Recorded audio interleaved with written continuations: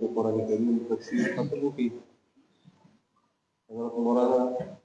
لازم زمان سے دامت برکاتہ ولاړ.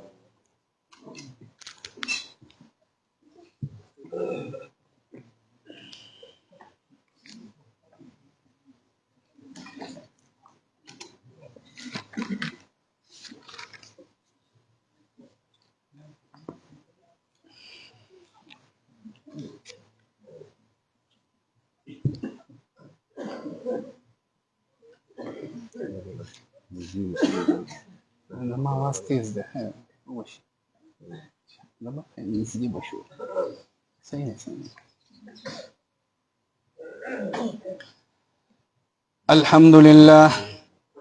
الحمد لله وحده والصلاة والسلام على من لا نبي بعده. أما بعد فأعوذ بالله من الشيطان الرجيم. بسم الله الرحمن الرحيم. قل هو الله أحد الله الصمد لم يلد ولم يولد ولم يكن له كفوا أحد. بسم الله الرحمن الرحيم. قل أعوذ برب الفلق من شر ما خلق ومن شر غاسق إذا وقب ومن شر النفاثات في العقد ومن شر حاسد إذا حسد. بسم الله الرحمن الرحيم.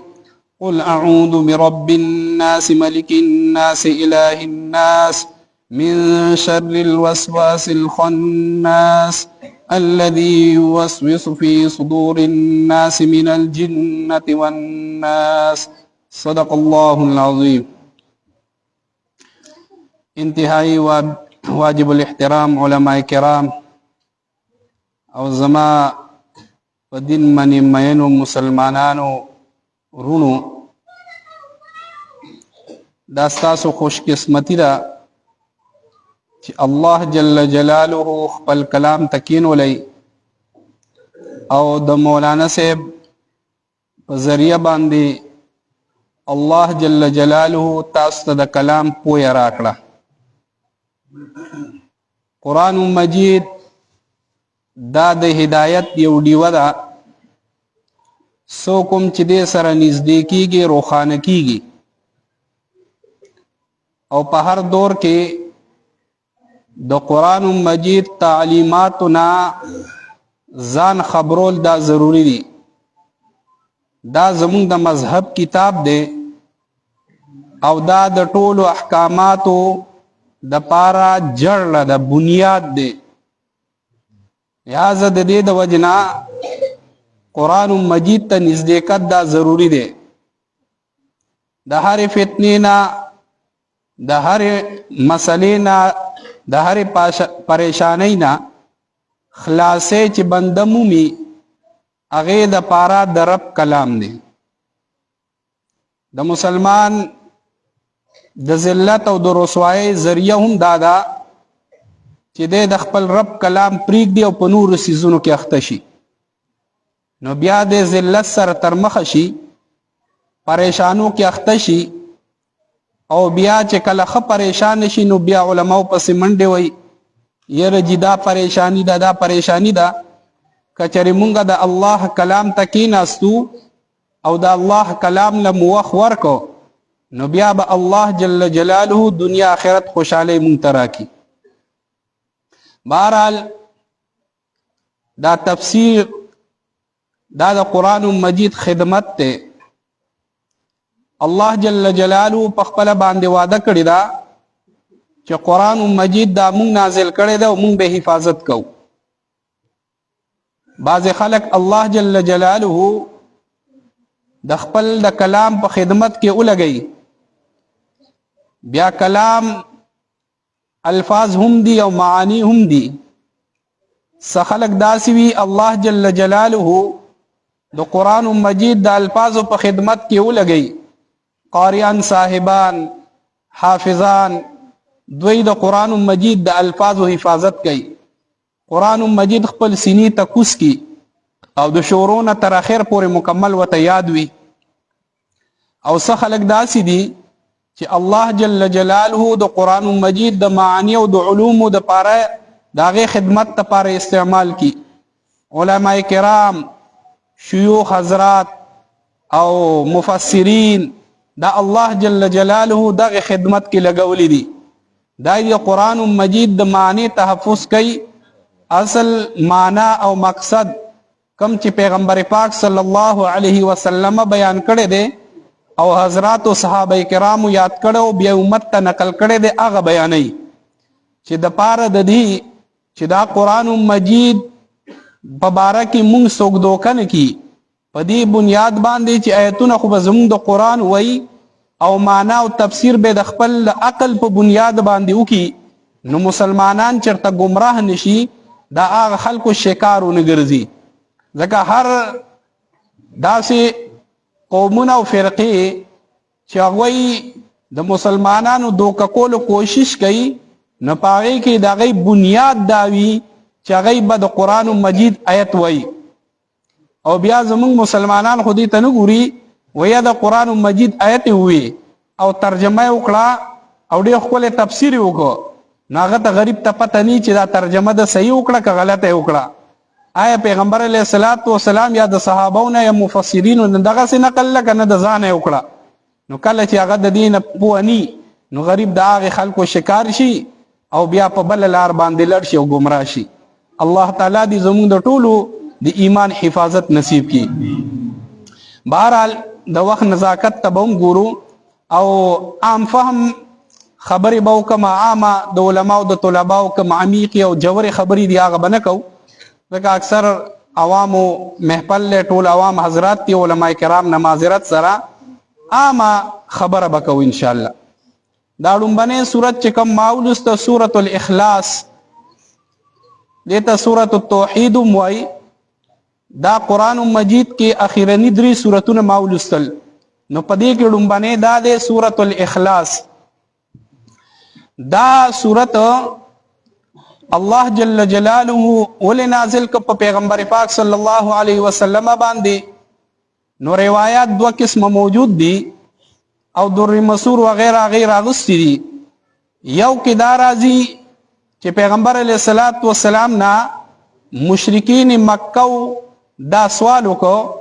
چې ته کم رب عبادت کې او ستا معبود او رب دی، نو د هغه مونږ ته د هغې لږونه کې وضاحت وکړه چې دی جوړ د څه نه دی، د سرو زرو نه جوړ دی که د پیتلو نه جوړ دی که د سپینو نه جوړ دی که د بل څه نه جوړ دی، د څه څیز نه جوړ دی، د خپل رب مونږ ته لږ وضاحت وکړه. نو یو خو دا روایت کې راځي او بل روایت کې راځي چې دوی ورته دا ووایي چې انصب لنا ربک، د خپل رب مونږ ته لږ نسب بیان کا، د چا زوی دی، چا نه پیدا دی، بیا د هغه نه څوک پیدا دي، نسب یې لږ بیان کا. او دا هم راځي چې دوی ورته وایي مونږ ته د خپل رب صفت بیان کا، د صفت ټکې هم راغلی دی روایاتو کې. بهرحال دغه سوالونه وشول. بیا علما وایي چې دا سوالونه مشرکین مکه هم کړي وو، د مکې مشرکانو او د مدینې منورې یهودو هم داسې سوالات کړي وو. نو دا سوالات د هغوی په دې بنیاد باندې وو چې چونکې هغوی د کومو معبودانو عبادت کو، نو هغه به یا د سرو نه جوړو، یا به د سپینو نه جوړو، کله به د ګټې نه به جوړ کو او کله به د کجورو نه پکې هم جوړ کو. بس د خپل مرضۍ خاوندانو خپل خدای به یې څه نه غوښتن بس هغې نه به جوړو. نو هغوی ذهن کې دا وه چې څنګه زمونږ دا بوتان دي دا هم د څه نه جوړ دي، دا هم څه اجزا یو ځای شوي دي او زمونږ خدای ته نه جوړ شوی دی. نو نبی علیه الصلاة والسلام ته په دغه بنیاد باندې ووایي چې ته هم مونږ ته دا ووایه چې ستا خدای د څه نه جوړ دی. نو الله جل جلاله دا صورت نازل کو، په هغوی باندې رد وکړو چې خدای د څه نه مرکب نه دی، هغه یک یو ذات دی، په هغې کې ترکیب او یو ځایوالی نشته چې د ګڼو څیزونو نه هغه یو ځای شول او خدای ته نه جوړ شو، هغه داسې ذات نه دی. او یا دی په دې بنیاد باندې وکړو چې په عربو کې د نسب ډېر چرچه وه او دومره ډېر ماهر و په دې کې چې انسان خو انسان دی، د یو څاروي به هم نسب ورته معلوم و، دا به ورته پته وه دا اسپه د کمې نه پیدا ده، هغه د کمې نه، هغه د کمې نه، دومره ماهرانو. دې سیز ته بس توجه ډېره وه او یاداشت هم ډېر زیات و، داسې به ورته یاد و، شاعرانو و په شعرونو کې هغه به استایل. نو نبی علیہ الصلوۃ والسلام باندې دا سوال وکړ چې تم مونږ ته نسب بیان کړه چې د الله نسب څنګه دی. په نسب به د هغې ډېر فخر و، ابا او اجداد باندې به فخرونه کول. داسې د جهالت دورو چې د حرم شریف ته به راللو نو په مینا او مزدلفه او په دې ځایونو کې عرفات کې په دې کې به هغه ستاینې کولې د ابا او اجداد. نو نبی علیہ الصلوۃ والسلام باندې دا سوال وکړو.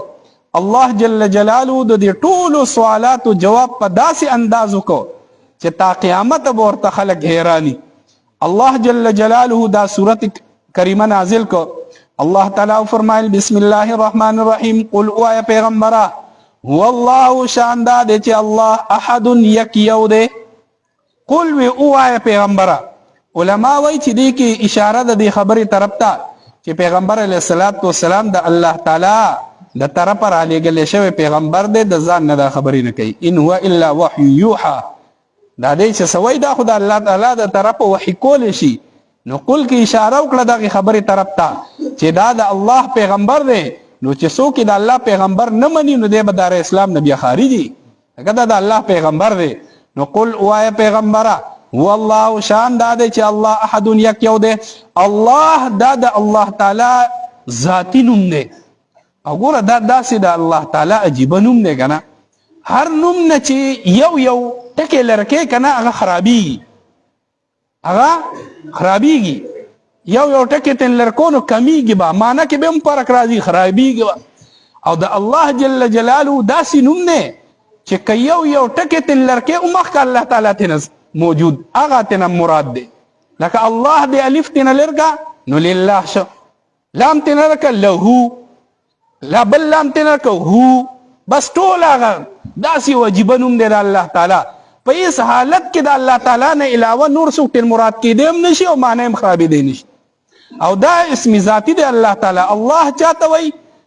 و اسم لذات الواجب الوجود المستجمع لجميع الصفات الكلام کمال. الله جل جلاله دا نوم د هغه ذات دی چې د هغه وجود واجب دی. په هیڅ حالاتو کې د هغه وجود ختمې دی دا نشي او ضروري دی، واجب دی. اوس مونږ یو که نه په دنیا کې یونس او که نه یونس ډېر خلک مړېږي که نه، روزانه اعلانات کېږي. او چې هغوی لړ شي دنیا کې څه نقصان نه راځي. دا نه ده چې یو سړی مړ شو دنیا کمه شوه، ستورو کې فرق راغی، کائنات کې فرق راغی، اونو بوټو کې هېڅ کې فرق نه راځي. او یو د الله جل جلاله ذات دی چې د هغه وجود واجب دی. الله جل جلاله شته نو دا هر څه موجود دي، پوره په نظام باندې چلیږي او دا هر څه په ترتیب باندې زرغونیږي، دا هر څه په ترتیب باندې موجودیږي. دا ولې چې دې پسې قدرت د الله جل جلاله دی شاته. نو الله جل جلاله داسې ذات دی او ټول صفات د کمال الله جل جلاله له حاصل دي. ټول صفات د کمال داسې یو صفت د الله جل جلاله نشته چې پای کې نقص وي. ټول صفات د کمال دي. او زمونږ او ستاسو هم صفتونه خلق کوي، کله کله یو صفت بیان کی هم پای کې کم راوځو، هغه هم در درجه مونږ کې نه وي چې څومره هغه مونږ دپاره بیان کړی شي. خلک وایي ډېر کلک قاري صاحب دی او چې تلاوت وکړي نو بعضې وخت کې خطا شي. نه هغه صفت مونږ کې هغه مره کمال مونږ کې نشته دی. او د الله جل جلاله چې کم صفتونه دي نو په کمال درجه باندې دي. الله جل جلاله احد یک یو دی. نو اوس په دې باندې په هغوی باندې رد وکړو چې ګوره تاسو وی چې دا د څه نه جوړ دی، د هېڅ څیز نه نه دی جوړ، هغه یکتا دی او هغه ترکیب نه لري، هغه څه څیزونو نه مرکب شوی نه دی چې داسې ګڼ څیزونه یو شوي دي او خدای ته نه جوړ شوی دی لکه څنګه ستاسو خدایان دي. او بل دا دی چې یک یو دی، نسب هم نشته دی، پلار زوی دا لور خور دا څیزونه نشته دی، نسب یې نشته دی، یک یو دی. او په عیسایانو په ګڼو خلکو باندې ردونه رالل، څوک د الله تعالی دپاره لونه ثابتوي لکه مشرکین مکه وایي دا په رښتینې نه الله لونه دي وي. الله تعالی پرې رد وکړو چې نه، الله احد، الله تعالی یک یو دی. ګورې د هغه لونه مونه نشته دی. او عیسایان رالل هغوی وي عیسی علیه السلام د الله زوی دی. الله جل جلاله پرې رد وکړو الله احد، الله تعالی یک یو دی، د زوی اولاد مولاد نشته دی. یهودیان را پاڅېدل عزیر ابن الله، عزیر علیه السلام د الله زوی دی. الله پرې رد وکړو الله احد، الله تعالی یک یو دی. او اشاره کدی کې وکړه چې مسلمان لا پکار دی چې عقیده مضبوطه وساتي عقیده محکمه وساتي بنیادی سیز عقیده ده چې عقیده ګډه وډه شو بس ټول عمارت لړ اعمالو کې کمزورتیا دا الله برداشت کوي اعمالو کې کمزورتیا برداشت کوي موږ کې کمې ده نوافل مل پورا کوي نوافل لشته قیامت کې الله جل جلاله تبوي پرخته چې د پرې پرزو کې کمې ده وي وګوري عمل نامه ول نفل وغیرہ شته کې نشته ده ویاو شته ده وي دا وسره کوي دینه کمې پورا کوي وګورای عقیده کې کمې نه برداشت کی عقیده کې کمې نه برداشت کیږي نو اشاره ده د خبرې طرف ته چې عقیده به مضبوطه ساتو په یو الله با عقیده ساتو ارس چې کوي یو الله کوي عزت ذلت مالک یو الله دی هر څه قادر مطلق دا یو الله دی هیڅ څوک څه نشي کولی یو الله جل جلاله هر څه کولی شي الله صمد الله تعالی بې نیازه دی صمد چاته وایي صمد هغه ذات ته ویل کیږي چې خلق په خپلو حاجتونو او مصیبتونو کې هغه ته رجوع کوي او چې کوم ځای کې انخلو رجوع چاته کو الله ته کو خو لوګونه کې معذرت سره نن مسلمان پدې کې ډېر کمزور دی مسلمان پدې کې ډېر کمزور دی رجوع الله ته پکار دی مخلوق پسې منډي وي چې بیماری راشي باندې چا پسې منډاو ډاکټر پسې الله مو یاد وي نه دی بل مصیبت راشي چا پسې منډاو زر مولي سے پسې منډاو یا عامل پسې علي جدا مسله پریشان هم سم الله پسې منډاو کو مخلوق پسې منډاو او چې پریشانی را من راشي سلک ضرورتم پیدا شي نو چا پسې منډاو مالدار سړي پسې ضرورتونه هغه پوره کوي که الله پوره کوي په ځای د دې باندې چې موږ مخلوق پسې منډې ولې خالق پسې منډې شروع کړې نو ارڅه بسم نو د دې د وجنه سمد ذات هغه دی چې الله جل جلاله ته ټول رجوع کوي په ټول حالات او مصیبتونو هازمایښونو سکم چې ګیرو الله ته رجوع کو نو موږ ته دغه تعلیم دی د قران مجید چې الله ته رجوع کو هر څه کې به الله ته رجوع کو سم مسائل راځي الله ته رجوع کو او لم یلد ولم یولد الله جل جلاله دې ځای کې پاغه خلکو من رد کو چې چا به الله جل جلاله د پر لونه ثابت کړي دی زامن اسی پکار خدا و چې لم یولد ولم یلد ویلې ځکه یو تن اول پیدا کیږي نو بیا داغه نسوک پیدا کیږي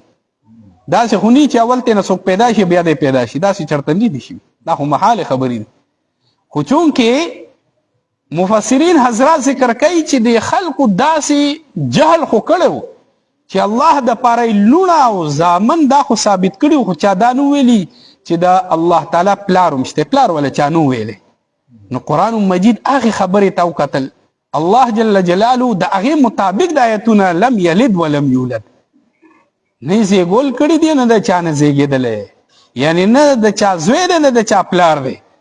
او بعضی مفسرین دا معنا کوي چې د دې مطلب دا دی نه ادنا شریک لري نه اعلی شریک لري ادنا شریکم نه لري چې زوی دی اعلی شریکم نه لري چې پلار دی یو قسم شریک نه لري الله جل جلاله د شرک نه مکمل پاک دی او دا شرک د الله تعالی ډیر بدی شي ان الشرك لظلم عظیم قران شرک د الله تعالی الله جل جلاله شرک قطعا نه برداشت کوي قطعا بالکل نه برداشت کوي نو د دې د وجنه الله جل جلاله په خلق باندې رد کو ای شرک ګرځول عزیر علیہ السلام عیسی علیہ السلام پرختی دا به شریک ګرځول او چا باندې تاسو کده بوتانو مختلف 360 بوتانی خو الکه تاسو الله هم منو دا نه چې الله نه منو خو الله تعالی د پاره د بوتان وسیله او شپارسیان ګڼل وی مونږ چې سدی ته وو دی بیا برته ویل که څنګه اندوان نه تاسو کوي دار سسکه وی یار د بوتان خو وی اوپر والا سب کچھ کرتا ہے وی اوپر والا سب کوي خدا وتا شپارسیان دي دا شپارسیان هم د دین کې نشته ده دا بنه مانی دا هو د الله تعالی سر شرک ته د دې د وجنه په دغه باندې رد راغی ولم یکن له کفوا احد او نشته الله تعالی د پارا سوک همسر همسیال نشته ده الله جل جلاله یک یو ذات ته په قدرتونو په هر څه کې داسې ده سوک همسیال نشته افرعون کا انا ربکم الاعلى وزه د ټول نه لوی خدایم ټول نه لوی رب یم چې بیا په سمندر کې گیر شه نو ځانم نشه بچ کول سمندر کې گیر شو نه ځان هم نشه بچ کولی. ته څنګه لوی خدای چې د اوبو نه ځان نشي بچ کولی؟ هغه اوبه چې ستا لاس داسې کې نو پکې دن نه ځي، مایه څیز د هغې نه ځان نشي بچ کولی، ځان ته خدای وایي. الله جل جلاله داسې ذات دی چې هغه همسیال څوک نشته، او چا چې داسې کوشش کړی دی د الله جل جلاله د همسیال کېدو او خلکو ته داسې ثابتولو کوشش کړی دی، الله جل جلاله داسې ذلیله کړي دي تر قیامته پورې به د هغې واقعیت بیانېږي. نو بهرحال دا الله جل جلاله دا صورت نازل کو د دغه خلکو رد وکړو. دا صورت ډیر کمال والا صورت دی. داسې صحابه کرام په یو سفر باندې تلي ول، یو صحابي عادت داو چې کله به یو رکعت د مونځ کو نو سوره اخلاص په خامخا وي، او کله به داسې مونځ به خامخا په دې ختمو. چې کله سفر نه واپس رالل نو نبی علیه الصلاۃ والسلام ته صحابه شکایت وکړ، یا رسول الله بس زه به دا صورت ډېر راوغوښتی پلان کې راشه تا ولې دا چل کو. هغه ورته وویل یا رسول الله زما دې صورت سره محبت. نبی علیه الصلاۃ والسلام وفرمایل وی دا صورت دا محبت پتا جنت ته داخل کی، دې صورت محبت پتا جنت ته داخل شي. نو دې صورت سره مینا دا د جنت د داخلېدو ذریعہ ده. او ډیر ډیر وینای پکار ده. دې کې د توحید دی، د الله تعالی وحدانیت دی، الله تعالی په توحید باندې ډیر غټ خوشحاليږي. نو دا صورت په ډیر ځله وو. علما وایي زموږ د مشران چې رس کې کم از کم 200 ځله وایي. اس قسمه پریشانه مخ بنوي نه اسانه ده کنه نه. ان شاء الله د دې نه پس په عزم او اراده وکاو کنه روزانه به 200 ځله وو. بهرحال ټیم کم دی. دې پسې 2 سورتونه دي، یو سوره فلق دی او یو سوره ناس دی. د دې شان نزول دا دی چې الله جل جلاله دا ولې نازل کړو. پیغمبر پاک صلی الله علیه وسلم دشمنان ډیرو، سو خو هغه دشمنانو چې مقابله ته راوتل، تورې راواغسته بس مقابله ته رالل، میدان ته راوتل، پیغمبر علیه الصلاۃ والسلام او د پیغمبر علیه السلام د منونکو مخالفت شروع کړ، جنگونه شروع کړل. څه هغه کسانو چې مخامخ خو نشول راتلی، د مقابلې نو میدان ته نشول راتلی، نو پټ سازشونه شروع کړل، نور به راپارول منافقینو. او دریم نمبر هغه ډله وه چې دا قسمه کارونه نشول کولی، نو هغوی بله حربه شروع کړه چې په پیغمبر علیه الصلاۃ والسلام باندې جادو وغیره دا قسمه حربې شروع کړې. د پیغمبر علیه الصلاۃ والسلام مقابله په داسې شکل باندې شروع کړه. په هغې کې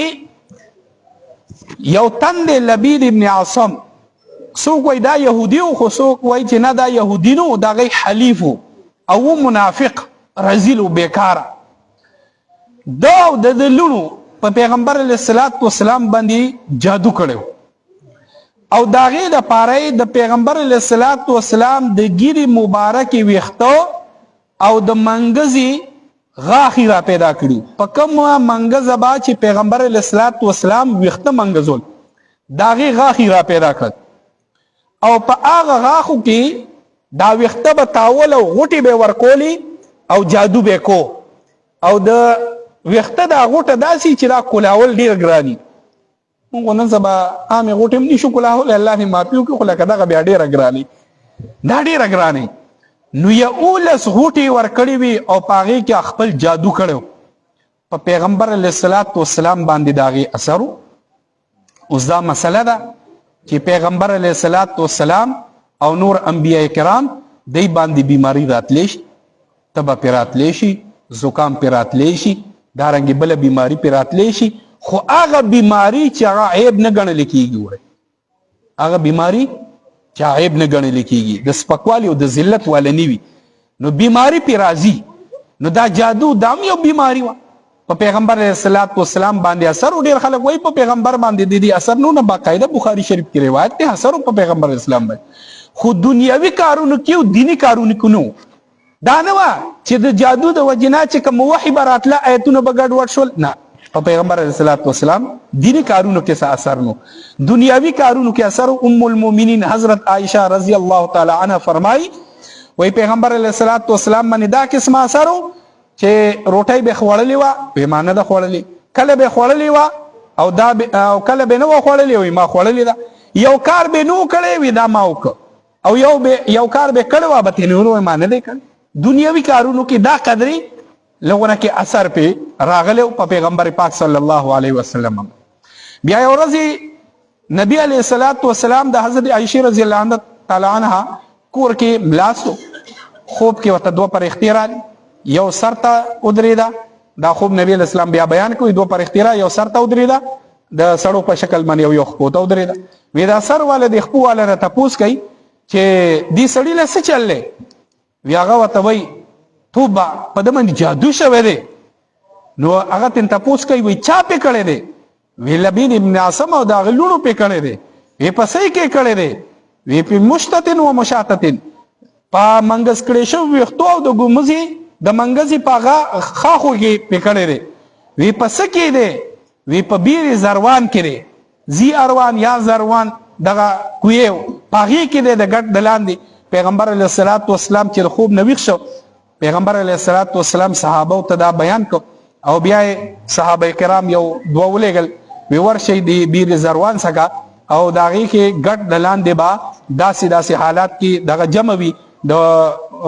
کجوري په غونچا کې هغه شګوپا کې او هغه کې بعد دا قسمه داسې وختوي او غاخي بوي ارا واخلي وی دا صحابه کرام چې کله تلل د بخاری شریف روایت دا وی دا هغه کجورو باندې دور اثرو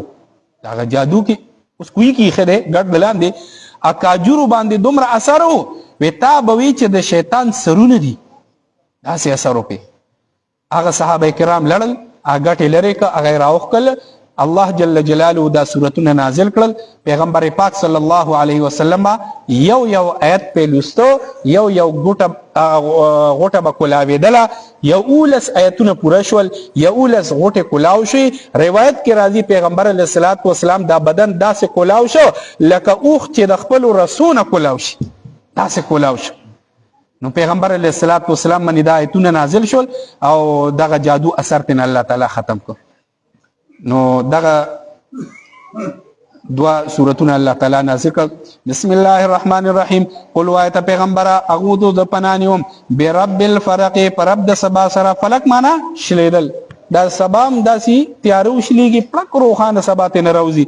نو په رب د سبا سره من شر د شر د هغه سنا خلقات چې الله پیدا کړی دي د کې ټول رالل د کې انسانان عمرالل د کې پیریان عمرالل د کې زناور عمرا د ټول رالل ومن شر غاسق د شر د تیارینا اذا وقبا چې کله دا خورشي تیار چې کله خورشي د دې د شر نه د کدي کوم بیا ډاکوان پیریان لړمانان ماران دار سره را برسي رشي او بیا قسمه قسم اراده لري او نقصان رسول نو په دې صورت کې دا من شر غاسق اذا وقب دې کې د دې ټولو نه پناراله ومن شر النفاثات او د شر د پوکوهون کو نه فی العقد په غوټو کې نو یا پوکوهون کې خالونه وي نو دا بیا غیته اشاره ده چې غلبی دا لونه وي هي پوکی وهلی نو یا غیته او یا دا عام نه بیا دا چې څوک وای چې دا د نفوس صفت معنا دا ده چې سړیم کې دی شي جادوګران او خزیم کې دی شي او څوک وای چې دا ځکه ذکر کړی دی چې چون کې دا کار دی زنانو کې ډیر دی ایس ولا په لاس نه ورځي او خلکو کورونه خرابوي تاسې مصیبت ته بس رزش په بغرزي دی پسې تاسې بدبخت قوم دی دا زنانه دوی دا کار ډیر کوي او ټول رز بدغي پسې ګرځي او ایسه په لاس نه راځي د بلکونو نه برواني خدام یاد لري یدې سره د ته بل مسله بیان کړه هغه دا بعض خلک لړشي کس وته دا منی جادو دی انو موږ څنګه راشي یاري ما ته پلان کې جادو دی پلان کې در منی کړي یاد لري د جادو پته لګي چې پتا منی جادو دی خدا پته نه لګي چې چا کړي دی ا چې څوک ته دای چې چا کړي دی پوه شي چې یاد کړي دی پوه شي کنه آیا د په صلاح باندې شوی دی نو بیا دا مسلې نو لہذا دا یو کس ما ته راغی عجیب خلق ته ما ته خوب کې الله خود لري چې چاچی را منی کړي دی ما دا د تعالی نه دی خو یا شیطان دته وای کور د لروانی رشتہ د ختمي تاسو یقین ساتئ مال افسوس پدې راځي وای بس پلان کې را منی کړی دي اما ته پلان کې ویلي دي پلان کې را منی کړي ایز به د چاچی او د روانه راشي د ماما او د خروي روانه راشي لوی مصیبت منی خلق ته لہذا پدې منی اعتماد مکوي دا کې دا د طویل شي چې او تا منی سحر دی جادو دی لیکن کس خول دانشته دی الله نه بغواړو چې خدای دا اثر را ختم کی بس دا علاج دی دا صورتونه دي نو بهر ډیر خلق دغه نو پکوهون کې زنانه په دې کار کې ډیر اخته دي نو دې د وجه نه دا ومن شر حاسد د شر د حسد کون کې نه اذا حسد چې کله د حسد شروع کی ګوره دا حاسد چې کله حسد ښکارا کړي ني د ځان خوري ایسا کوي ځان خوري ځان دنه نه لمبه کیږي او چې کله د حسد ښکاره کی نو بیا بل خوري او دا حسد ډیر لوی جرم دی په مخ د ځمکان باندې د ټولو نه لومبنۍ ګناه د حسد شوی لومبنۍ ګناه د حابیل قابیل واقعه به د وخت نشته یا به مې درته بیان کړو نو حسد دی او حسد بارک حدیث مبارک کی راضی چې دا نیکی داسې خوري لکه څنګه چې دا اور خشاک خوري داسې دا نیکی خوري انن سبا الله دې معافیو کې مونږ کوي دا د حد درجه دی یو سړی الله تعالی له صلاحیت ورکړي دی بس ما منی نه ځي دی ولې داسې دی د ولې صفت کیږي د ولې راځي خپل کور جوړ کړه د کاروبار ولې پته راکای دی نه لکه ستاد کور خوري ستاد جیب خوري والله ول ورکړي دی الله نه سوالو کنه خدای به تعالی هم درکې کړه نو حسد دی لوی جرم دی نو بهرحال حسد چې کله دی ښکارا کی نو دی بیا خلق خوري نو دی صورت کې الله تعالی د ظاهری سید بسره ختمو منندو انو ظاهری سيزونو نه د پناه بارکه تعلیم ورکو او دې پسې بیا بل صورت ته سوره ناس قول وایته پیغمبره اعوذ بپنالیوم برب الناس پر رب د مخلوقات مالک الناس بادشاہ د مخلوقات الہ الناس بادشاہ د خلق معبود د خلقو د نومبني کی اشاره وکړه برب الناس ماشومان ته ماشومان د تربيت محتاج دي ا دې دویم کې نوجوانان ته نوجوان د الیکشن ډیر د دې ډیر شوقي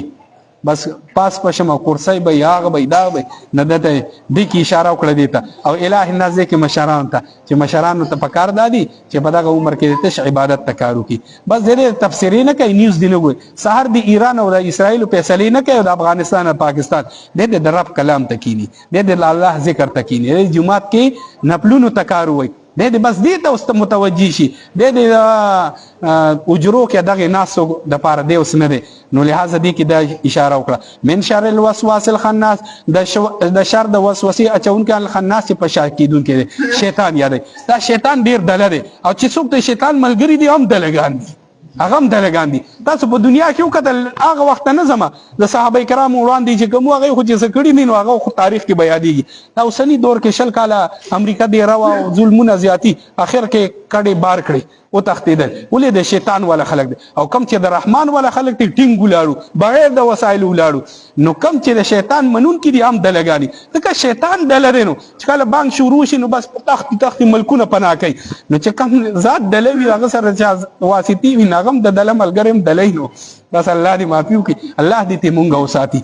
الذي يوسوس هغه چې وسوسه چي په صدور الناس پسینو د خلقو کې روایت کې راځي دا خرتم نه خرتم نه دا سي دغه کړي چې بنده د الله ذکر کوي کنه خرتم پشا کی او چې کله د الله د ذکر نه غافل شي نو بس راکړه د سرنج په شان دی وردن نه کی نو بیا قسمه قسم خیالات راځي نو ذکر ډیر پکار دی ذکر د الله نوم ډیر غستل پکار دی نو د دینه پس د الله ذکر به ډیر کو چلتا پرتا او 10 ولم ضروری نه ناستم ضروری نه هر ځای کار سره د الله ذکر کولی شو پای کې برکت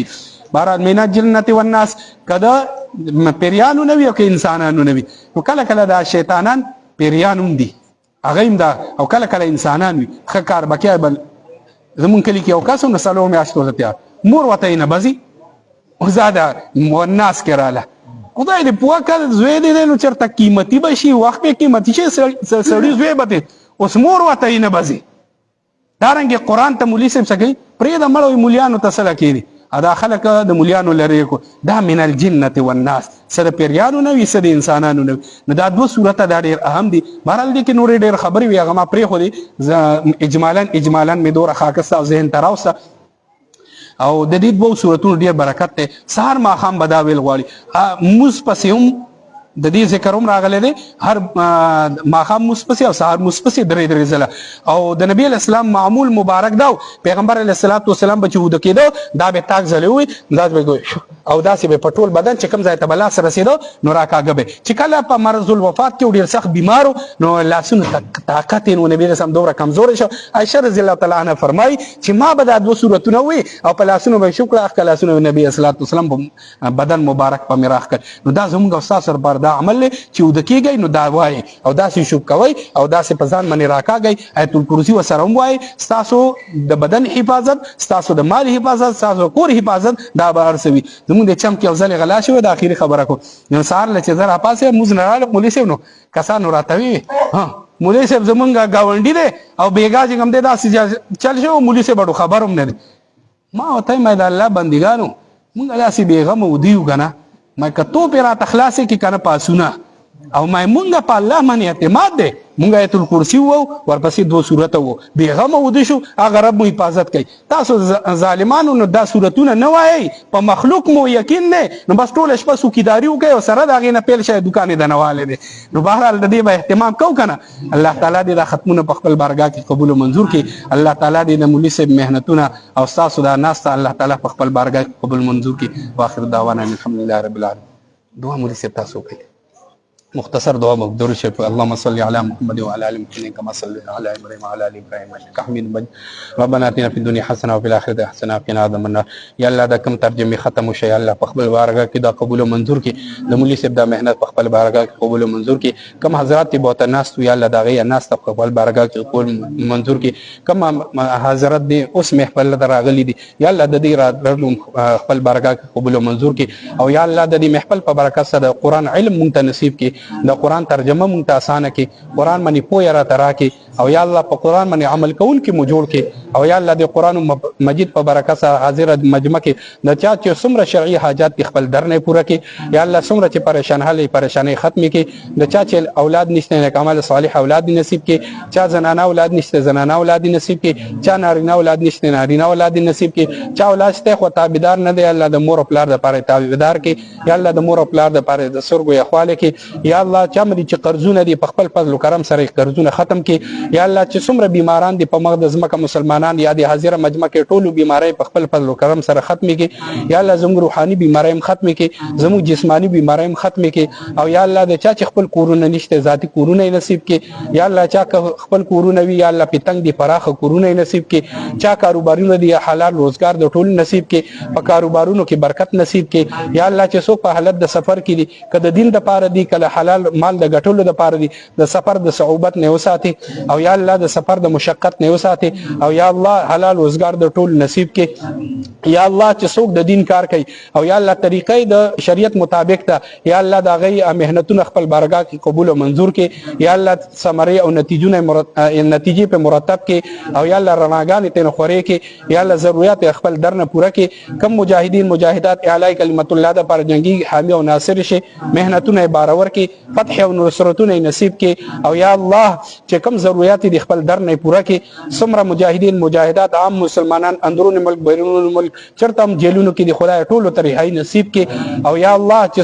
څومره مسلمانان د آدم علیه السلام نه تر اوسه پورې وفات شوي دي یا الله ټولو بخنه نصیب کې یا الله قبرونه منور کې یا الله دا مسجد سره چې څومره متعلقین دي یا الله د چا چې څومره نارینه زنانه واړل څومره وفات شوي دي یا الله هغه ټولو ته قبرونه منور کې یا الله آخرت منازل ورته آسان کې یا الله د حاضر مجمع کې چې څومره علما کرام دي ټولو علومو کې برکت نصیب کې څومره قرآ حضرات دي مزید د قرآن د تلاوت او د قرآن د ترقی ورته نصیب کې او یا الله مونږ ته علم راسخ نصیب کې یا الله ټولو ته اخلاص نصیب کې تقوا للهیت راته نصیب کې یا الله د قرآن مجید د ختم په برکت سره کوم ځای چې مسلمانان یو بل سره نختی دي خدای دا غي انخته بند کې یا الله یو بل سره الفت او محبت پیدا کې خدای یو بل ته نږدې کې خدای د کافر خلاف په سب کې یو کې او یا الله کوم ځای چې کافران په یو بل انختی دي خدای نور امتیاز کې خدای تر مرګ پورې یو بل سره اون خلول کې یا الله د توجه د مسلمانانو ختمه کې یا الله کوم کافران دا یا د کافران الایکار چې د مسلمانانو خلاف سازشونه کوي خدای غزاجتونه پاغي منی واپس کې او یا الله مسلمانان د غي د سازشونو نه محفوظ او مامون وساتي خدای چې څومره اسلامي مملکتونو ټول امن گهواره کې خدای زموږ د عمل کې یا الله د دې حفاظت نه کوي یا الله د دې حفاظت کوونکی حفاظت وکي یا الله زموږ د دعاګانې په خپل بارګاه کې قبول منظوري کې او یا الله د نبی صلی الله علیه وسلم شفاعت د ټول نصیب کې د نبی صلی الله علیه وسلم مبارک لاسو حوض کوثر او بدر نصیب کې د نبی صلی الله علیه وسلم گاونډیتوب په جنت الفردوس کې نصیب کې د نبی اسلام مبارک لاسو کې کوم جنډه وی غیلان د کوم سپونه ولاړ وی پاغه سپونو کې شامل حال کې یا الله خپل رضا خپل دیدار راته نصیب کې یا الله د دې وخت د فتنو محفوظ او مامون وساتي هر قسمه فتنه چې نبی اسلام او ته فتنه ویلې ده یا الله دغه نه حفاظت نصیب کې او یا الله چې چا مونږ ته د دعاګانو ویلي دي یا مولانا صاحب ته ویلي دي قاریانو صاحبانو ته ویلي یا نور مرګرو ته ویلي دي یا ویل غوښتل خو موقع ملاو نشو یا اون ویل شول خدای د چا چې څومره حاجات دي الله خپل در نه پوره کړي یا الله چا چې څومره حاجات دي خپل در نه پوره کړي او یا الله مونږ قران خوانه کړي یا الله مونږ قران خوانه کړي یا الله د ذکر توفیق راکړي په پیغمبر پاک صلی الله علیه وسلم د درود ویلو توفیق راکړي او یا الله د استغفار ویلو توفیق راکړي یا الله خپل در ته بار بار راوصل کی یا الله خپل در نه مشړي خدای خپل در نه مشړي یا الله زموږ د دعاګانې په خپل بارګاه کې قبول او منظور کی وصلی الله تعالی علی خیر خلق محمد و علیه وسلم